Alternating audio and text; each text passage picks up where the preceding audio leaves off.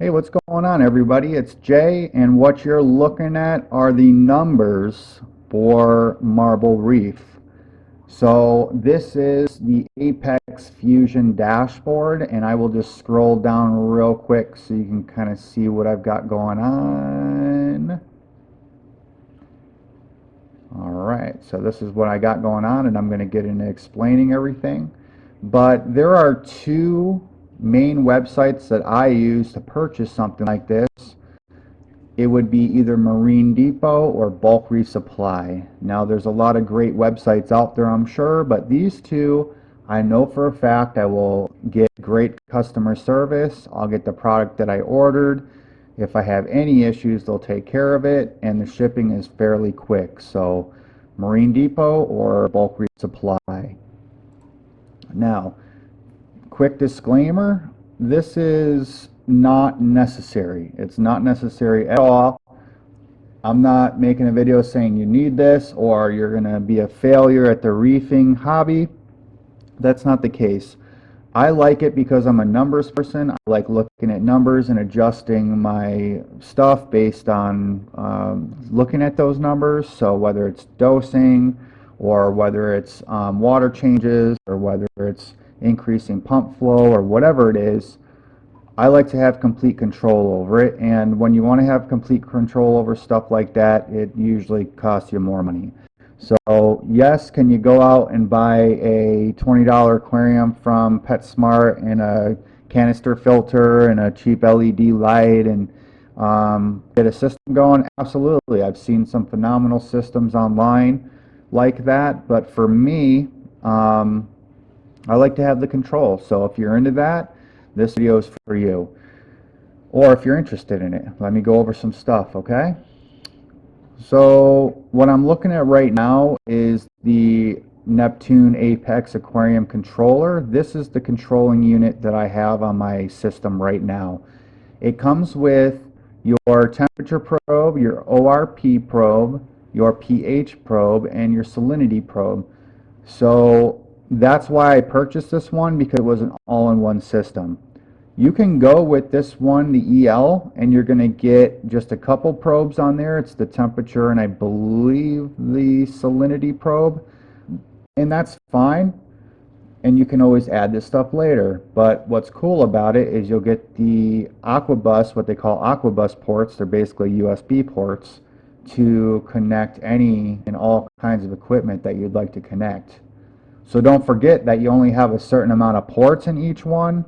So as you increase equipment, you'll need to add additional energy bars, is what they call them.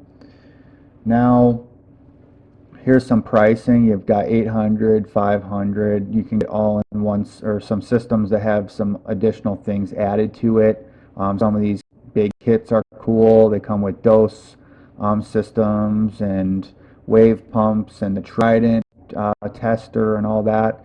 So, you know, it looks to me like you might save a little bit of money doing that stuff.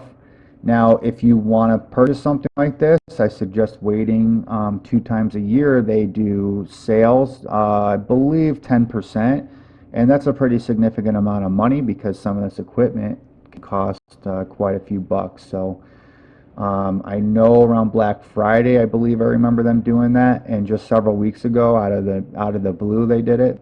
So make sure that you, if you want to invest in something like this, just hold off a little bit longer, and you'll be able to save some dollars.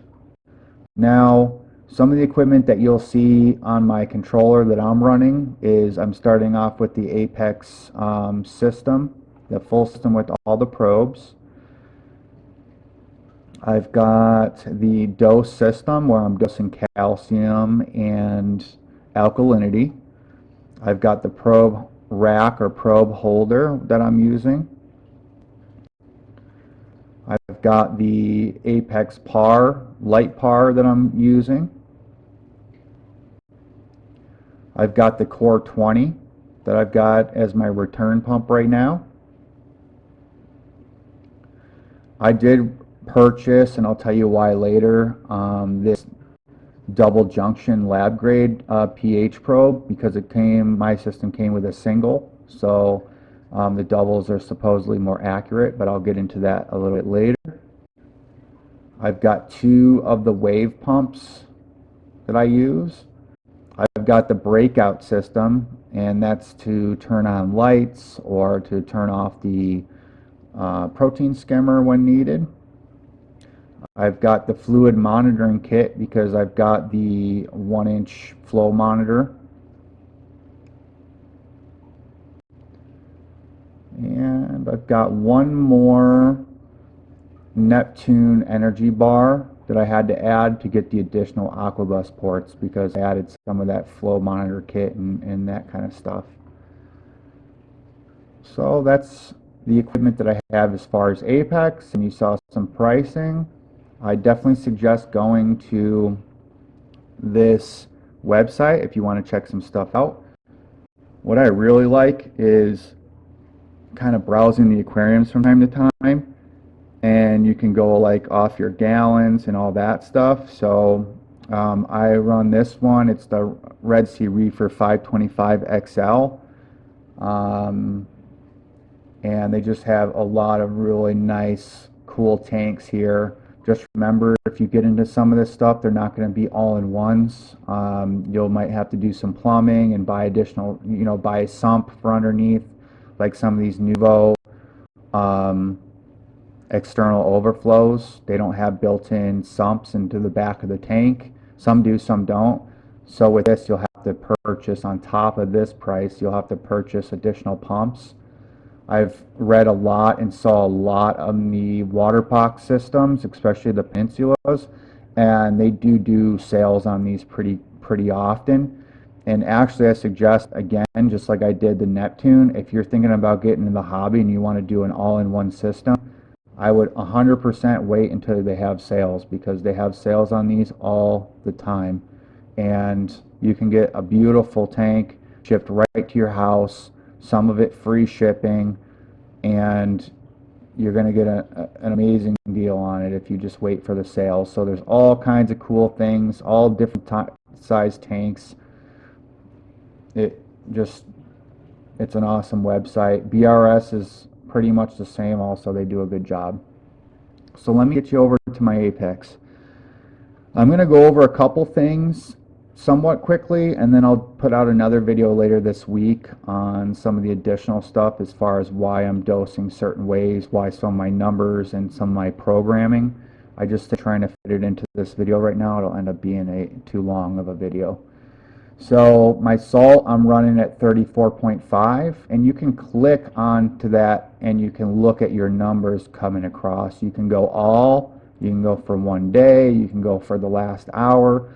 So for me, I like to look at an all picture, and then down here you have a slide bar, so you can slide it to a date. So I would like if they had like a 1 week tab right here, but all you have to do is you can kind of come up and you can kind of pull this into where you want. So you can look at a 4-day, say, and you can kind of see what's going on, 5-day. Now, don't be alarmed by like this up and down motion. What's going on here is, if you look at the number, we're at 34.2 up to 34.6. So you only have a 0.4 difference right there, and you're staying within 1. So you're looking at good numbers. And why you'll see this, especially if you have your probe in your return section, is because of fresh water coming in due to when the auto top off kicks on or kicks in right off of evaporation. So that's why you see these little spikes, and a lot of times you'll see them during the day when the T5s are on more, because you're getting more evaporation. Then you'll hit night and you'll come across as everything cools down and the temperature stays relatively low. So I'm going to come back out. I'm going to look at my pH. Now, getting back into the probe and what the numbers, most people would look at this and say it's absolutely horrible, and I would agree. But I'm having an issue with the probes on the Apex. I had the single junction that came with the system, and I was kind of seeing even lower numbers than this. I got the double junction, and I think that there was an issue with calibrating the probes, and I very well could have been doing them wrong, even though I'm following the directions. But bought a HANA tester to check, and I'm sitting at between 8.2 and 8.3 pretty much at all times. I haven't tested at like midnight, say, so to see the number come significantly down, but I usually test between around 8 p.m. every night, and I'm always sitting around 8.2, 8.3. So, and that's even over here. So when I look, I'll compare, I'll look at my Apex Fusion number, and it'll say like 7.8 or in the 8 somewhere, 7.8 something, and then I'll test on my HANA and it's 8.3. So um, these numbers will be much more significant to you if you're running an SPS tank. It's still important with a tank that I'm running, and mainly LPS softies and ZOAs. Especially I'm trying to get some good core line growth, but it's it's kind of frustrating when you go through and I even purchased some calibration kits from Pinpoint USA, I believe the brand is, and I'm still having issues with the probe. So I don't know what's going on. Um, but what I'm using this for at this point, and if I have a problem with a probe or a monitor, like the flow monitor, I'll get to that, is I'm just looking at abnormalities in those numbers, even if they're not accurate at the time. I can still see spikes, increases or decreases, and I can make, and then I know something's going on with the tank. So I'm not looking at this at a 7.89 down to a 7.66 problem. I'm just knowing that this is night and I'm staying somewhat consistent, and so I know that my tank's not out of whack. Um, so let's back out. So yes, that number looks totally horrible, but and I believe it's not an accurate number. So my next thing is I'm going to run some water to the local fish store next time I go and have them test the pH for me, and then I can kind of see what's going on, because you get two things and you don't know what's right, what's wrong. I'm not going to side with Hannah just because it's telling me what I want to see.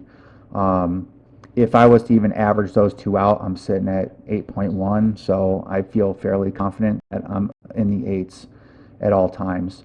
And as far as this goes, I'm pulling fresh air into my protein skimmer. My tank is next to a window, and I have the tube running outside, so it's constantly pulling fresh air from outside. And every LFS that I would go to, trying to figure out why my pH was so low, they were extremely surprised by the fact that I'm running below 8 with a direct line outside, and they weren't having any issues. At first, I thought it was an Arizona thing, but after all the test results and the communicating with local fish stores and talking to some professionals, I'm fairly confident that I'm having an issue with my probe. Temperature, I like to keep it around 78, and you can see spikes up and down based on the chiller kicking on, so that's where you'll get down in the 77.8, but really I run 77.8 up to 78.5 typically. You can see some sixes now. It's starting to get 90 outside in Arizona, so it'll get up a little bit, but the chiller kicks on right here. That's why it never goes above there, and it'll drop down below 78, and then once it turns off, it kind of spikes up and down. Also, I think the water sitting in my auto top off is a little bit cooler, so as it slowly gets added into the return area, you'll see kind of spikes up and down there too. But these spikes aren't a scary thing when you're looking at the panel on the side and you're looking at um, whatever axis this is. I forget what they say. There's X and Y, but when you're looking at this axis right here, you're seeing my numbers and where I'm in between, and that's a really good number to stay between. I like to keep it 78. ORP, this is some real scientific stuff. I've tried to do research on it, and even reading it made my brain hurt. So if you're smart enough to understand it to its full scientific terms and processes, then good for you. But all I know is from someone like me, that if I see it staying somewhere consistent, then I know there's nothing funky going on with all the different chemical, bacteria fighting and whatever's going on in the tank. So I know as long as I'm keeping this number fairly consistent, then I've got something good going on. I typically stay, you can kind of see if I just drag this out, right around the 210, between 200 and 210, and that's normally where I'm at. The only reason you'll see this decrease right here is because that was a water change day, and so every time I do a water change, it drops from the 200s down into the mid 100s, and then it'll slowly work its way up throughout the next day, and then it gets back to normal. So that's what's going on there, and you can adjust, you know, these bars. Let's see, it's probably not, it's not allowing me to right now, but you can kind of see these are the dates within the all, so you can go in and change that if you need to compare. But the ORP is a very difficult concept to understand, but I think that it's an important tool just to kind of see what's going on. If you stay around the 200 range, and from what I've read, different hobbyists expect different numbers, but in all the reading that I've done, I'm fairly confident staying around the 200 range is a good way to go. Now you're looking at my flow and you're saying 482 gallons per hour on a 140 gallon system ain't cutting it, and no, it's not, but that number is completely inaccurate, and I wasn't that happy with the purchase, to be honest. Once I was happy purchasing the item, the flow monitoring kit, but once I added it and I realized what was going on, I was not happy. So when you purchase the flow monitoring kit, it's a 1-inch valve or whatever, you know, 1-inch connectors, and they're not US made plumbing parts. So most of your systems that are all-in-one systems run 3/4 inch return valves from your return pump. So I had to go from a 3/4 inch to the 1-inch connector into the 1-inch flow monitor, and then squeeze back out into a 3/4 inch line and then return. So that extra 1 inch with the 3/4 on both sides is making the water churn extremely slow in that flow monitor, and that's why it's showing such a low number. I'm running the Core 20 at here, let's take a look at it. Actually, I'm running at 80, I think 80%, and there's no way that I'm running 400 gallons per hour or 500 gallons per hour on an 80% with a Core 20. So I'm going to pull this up. If you look at the Core 20, it is up to 2,000 gallons per hour. So 80% of that is not 500 gallons per hour. So what I'm using this for is exactly what I'm basically using my pH probe for at this point. It's to watch consistency in the return pump. So if I see this number dip like here, I know that my pump turned off, because right here is a water change. So if I see it significantly drop for some reason, I know that there's an issue with the core, and I know that I have to make an adjustment with the return pump or swap it out for a backup. That's what I'm using that for. I'm not using it to monitor or see what my flow rate is back to my aquarium. I would guesstimate that I'm running at least 1,200, and I've got a 4-foot rise from the floor up to the return on a Core 20, so at 80%. So I'd say I'm running between 1,200 and 1,400 gallons per hour, which is what I would want to run on a 140-gallon tank. I like to be between 8 and 10 times the amount of water, but I mean, I know people that run 5 to 6 and they're happier with that.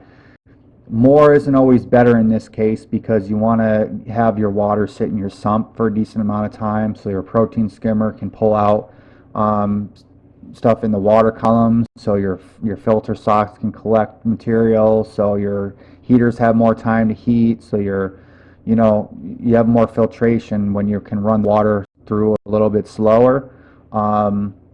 So I'd say 5 to 10 is really a good number. I like to I'd like to be between 8 and 10 personally. So, and how you figure that out, obviously, is you just take your gallons, the total system gallons, and you just multiply it by 5, multiply it by 6, 7, 8, whatever you want, and then that'll tell you how much flow you want to your tank.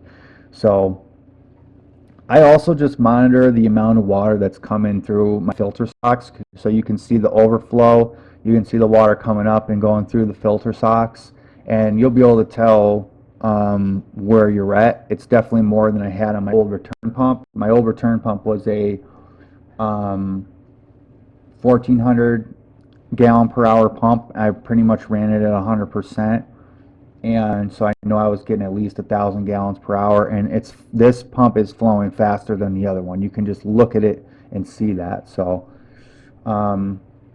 that's where I'm at. Like I said, with the pH probe and the flow kit, it's not monitoring this number specifically, just monitoring what's going on.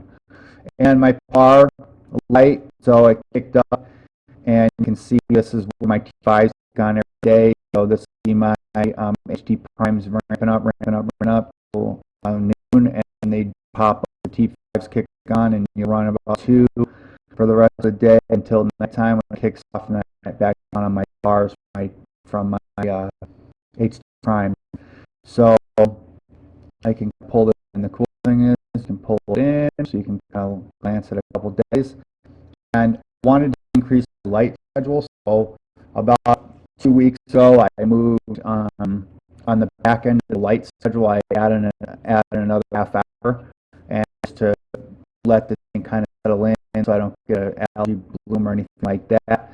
I waited a couple more weeks, maybe even a month, and added another 30 minutes per day. So instead of coming on at noon, now I had to come on 11:30.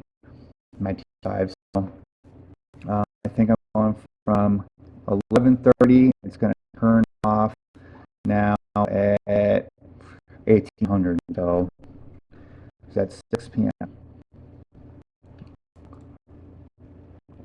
Now you can kind of see where I'm dosing. I have this stuff turned off right now because I'm having some issues on my last test with my calcium being kind of high. So I'll be in the next video. I'll go over how much I'm dosing, my testing. I'm going to go over my wattage on some of these things that I'm running, and I'm going to go over some of the programming I have going on with these items that I have added. So yeah, this was just a quick overview and some pricing and what's going on. So I really appreciate you watching the video. I'll put this out hopefully today, and then I will put out the next video on some of the other numbers later this week. And then I'm going to have a tank update soon because I'm doing awesome with the aphasia and everything's looking real good. And I put the coral on the rocks and everything's looking beautiful right now. So got some things to talk about there. Either way, I hope you have a wonderful week, a wonderful reef too. And yeah, look forward to talking to you soon. Thank you.